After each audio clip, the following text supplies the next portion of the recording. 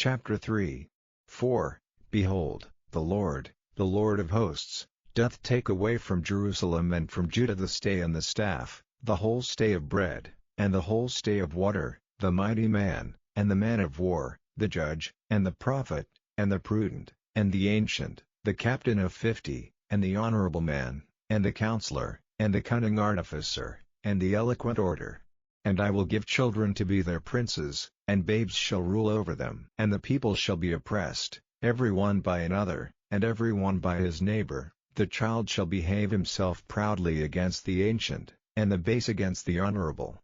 When a man shall take hold of his brother of the house of his father, saying, Thou hast clothing, be thou a ruler, and let this ruin be unto thy hand, in that day shall he swear, saying, I will not be an healer, for in my house is neither bread nor clothing, make me not a ruler of the people.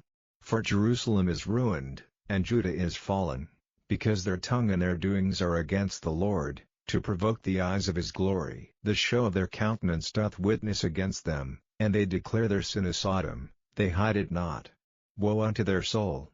For they have rewarded evil unto themselves. Say ye to the righteous, that it shall be well with him, for they shall eat the fruit of their doings. Woe unto the wicked! It shall be ill with him, for the reward of his hands shall be given him. As for my people, children are their oppressors, and women rule over them. O my people, they which lead thee cause thee to err, and destroy the way of thy paths. The Lord standeth up to plead, and standeth to judge the people. The Lord will enter into judgment with the ancients of his people, and the princes thereof, for ye have eaten up the vineyard, the spoil of the poor is in your houses.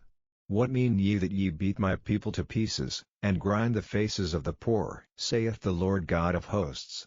Moreover the Lord saith, Because the daughters of Zion are haughty, and walk with stretched forth necks and wanton eyes, walking and mincing as they go, and making a tinkling with their feet, therefore the Lord will smite with a scab the crown of the head of the daughters of Zion, and the Lord will discover their secret parts.